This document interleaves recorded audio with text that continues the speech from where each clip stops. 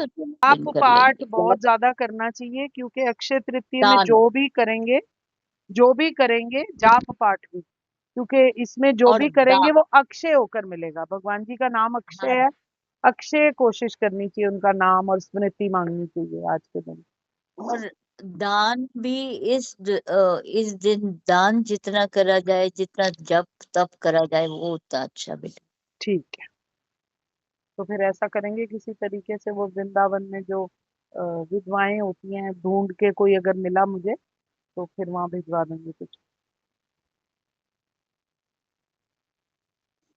जय जय राधा अब वल्लभ श्री हरिवंश, जय जय श्री वृंदावन श्री वनचंद, जय जय राधा वल्लभ हित हरिवंश, जय जय हित वृंदावन हित वनचंद।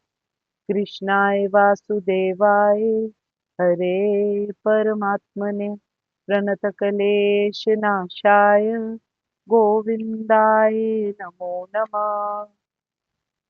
ओम श्री गणेशाय नमः, श्री सीताराम नमः, श्री राधे श्याम नमः। उमापति महादेव की जय, श्री गुरुवे नमः। श्री हनुमते यहाँ विराजिए, सब संतन की जय जय, सब भक्तन की जय जय।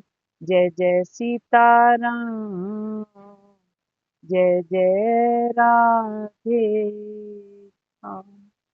श्री हित हरिवंश, श्री हित हरिवंश, श्री हित हरिवंश,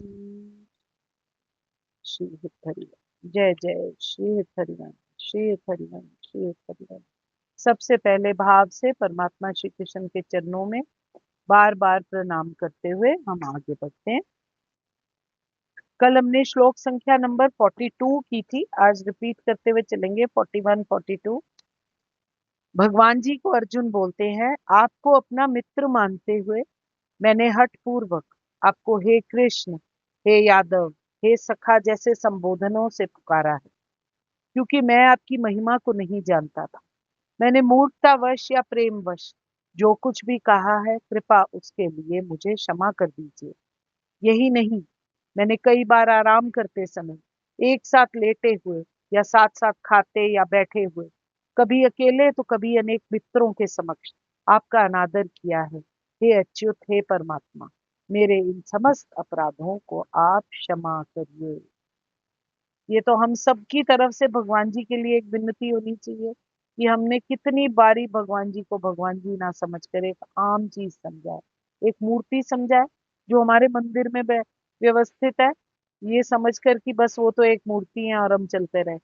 कभी सोचा ही नहीं कि वो तो हमारे श्री विग्रह, हमारी जान है, हमारे परमात्मा है, हमारे सब कुछ है।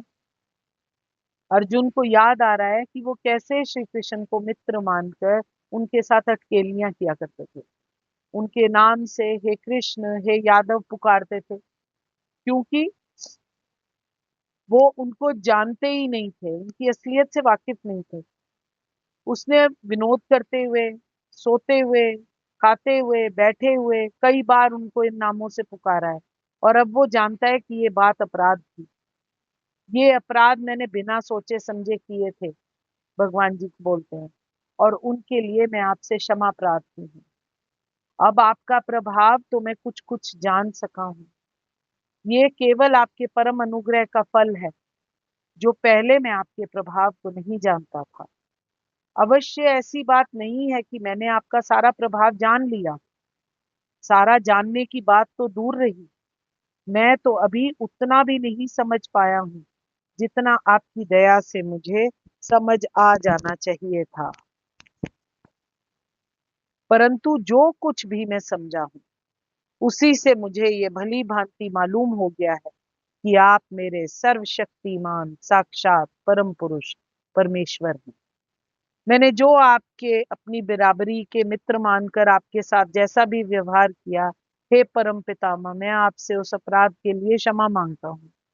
ऐसे समस्त अपराधों के लिए मैं आपसे क्षमा मांगता हूँ। हरे कृष्णा। चाहे प्रेमवश या प्रमादवश मैंने एक अपराध कर दिया था, हे प्रभु, कहाँ आप और कहाँ मैं इतना मूढ़मती हो गया था कि आप परम पूजनीय परमेश्वर को मैं अपना ही मित्र मानता रहा और किसी भी आदर सूचक विशेषण का मैंने प्रयोग नहीं किया। सदा बिना सोचे समझे कृष्ण, यादव, सखा कहकर मैं आपको तिरस्कार पूर्वक पुकारता रहा। मेरे इन अपराधों को कृपया आप क्षमा कीजिए। भगवान जी को यहाँ पर वो अच्युत के नाम से बुलाते हैं और कहते हैं कि मेरे व्यवहार और बर्ताव के द्वारा आपका मैंने जो भी अपमान किया है, अवश्य वो मेरा बहुत बड़ा अपराध है। हे भगवान, मेरे ऐसे व्यवहारों के वस्तुतः आपकी कोई हानि नहीं हो सकती। संसार में तो ऐसी कोई क्रिया ही नहीं है जो आपको आपकी महिमा से जरा भी डगमगा दे। किसी का ये सामर्थ्य नहीं है जो आपका कोई अपमान कर सके, क्योंकि आप तो सदा से ही अच्युत हैं। हे मेरे परमात्मा, हे मेरे प्रभु, मैं आपका अपमान कर बैठा। चलते फिरते, बिछौने पर सोते, ऊंचे नीचे, बराबरी के आसनों पर बैठे, खाते पीते समय मेरे द्वारा आपका जो भी बार बार अनादर किया गया है, एकांत में मैंने अनादर किया, लोगों के सामने मैंने आपका अनादर किया, उसको मैं अपना बड़ा अपराध मानता हूँ। ऐसे प्रत्येक अपराध के लिए हे मेरे प्रभु, आप मुझे क्षमा कीजिए, क्षमा कीजिए, क्षमा कीजिए। श्लोक संख्या नंबर 43। अब अर्जुन को होश वापस आ रहा है। वो इस बात को समझ गया है कि जिसके साथ वो दोस्ती का व्यवहार कर रहा था, जिनको केवल दोस्त समझ रहा था, वो तो वास्तव में भगवान है, इस पूरी सृष्टि के दाता हैं। और वो कहता है कि उनका जो भयंकर रूप है, ऐसा रूप जिसमें सारे शूरवीर उसे समाते हुए दिख रहे हैं, वो सबसे बड़े गुरु हैं। श्री कृष्ण को अनुपम मानते हुए अब अर्जुन क्या बोलता है? आप इस चराचर जगत के स्वामी हैं, आप इस चराचर जगत के पिता हैं, सबसे बड़े गुरु हैं एवं अति पूजनीय हैं। हे अनुपम प्रभाव वाले प्रभु, तीनों लोकों में आपके समान तो कोई दूसरा है ही नहीं, फिर अधिक तो कैसे हो सकता है। आप इस चर तथा अचर संपूर्ण दृश्य जगत के जनक हैं प्रभु। आप परम पूज्य महान आध्यात्मिक गुरु हैं परमात्मा। ना तो कोई आपके तुल्य है, ना ही कोई आपके समान हो सकता है। हे अतुल शक्ति वाले मेरे प्रभु, भला तीनों लोक में आपसे बढ़कर कोई कैसे हो सकता है। भगवान कृष्ण उसी प्रकार पूज्य हैं जिस प्रकार पुत्र द्वारा पिता पूज्य होते हैं। वे गुरु हैं क्योंकि सर्वप्रथम उन्हीं ने ब्रह्मा को वेदों का उपदेश दिया और इस समय वे अर्जुन को भी भगवत गीता का उपदेश दे रहे हैं। अतः वे आदि गुरु हैं और इस समय किसी भी प्रामाणिक गुरु को श्री कृष्ण से प्रारंभ होने वाली गुरु परंपरा का वंशज होना चाहिए। श्री कृष्ण का प्रतिनिधि हुए बिना कोई ना तो शिक्षक बन सकता है, ना कोई आध्यात्मिक विषयों का गुरु बन सकता है। भगवान जी को सभी प्रकार से यहाँ पर नमस्कार किया जा रहा है। उनकी महानता अपरिमेय है। कोई भी भगवान श्री कृष्ण से बढ़कर है ही नहीं, क्योंकि इस लोक में या बैकुंठ लोक में श्री कृष्ण के समान या उनसे बड़ा कोई नहीं है। सभी लोग उनसे निम्न हैं, कोई उनका पार नहीं पा सकता। न तस्य कार्यम करणम च विद्यते, न तस्य मक्षचा भयधिक्षत दृश्यते। भगवान श्री कृष्ण के भी सामान्य व्यक्ति की तरह इंद्रियां और शरीर है, किंतु उनके लिए अपनी इंद्रियां, अपने शरीर, अपने मन तथा स्वयं में कोई अंतर नहीं रहता। जो लोग मूर्ख है वो कहते हैं कि श्री कृष्ण अपने आत्मा, मन, हृदय तथा प्रत्येक वस्तु से भिन्न है।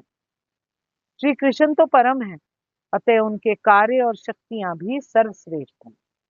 ये भी यहाँ पर कहा जा सकता है कि यद्यपि हमारे समान उनकी इंद्रियां नहीं है, तो भी वो सारी इंद्रिय कार्य करते रहते हैं।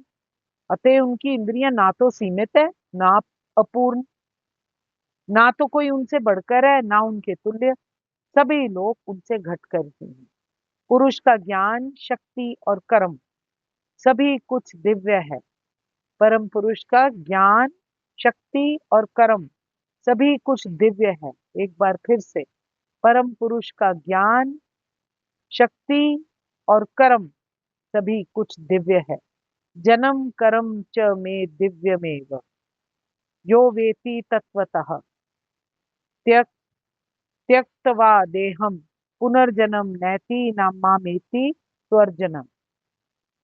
जो कोई श्री कृष्ण के दिव्य शरीर, कर्म या पूर्णता को जान लेता है, वह शरीर को छोड़ने के बाद उनके धाम को जाता है और फिर इस दुख में, संसार में वापस नहीं लौट कर आता।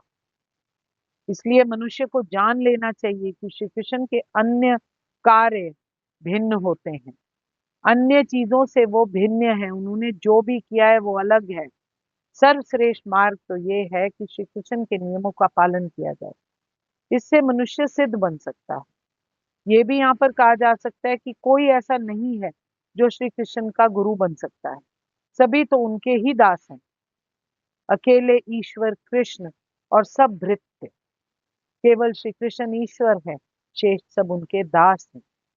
प्रत्येक व्यक्ति उनके आदेश का पालन करना चाहिए। कोई ऐसा नहीं जो उनके आदेश का उल्लंघन कर सके।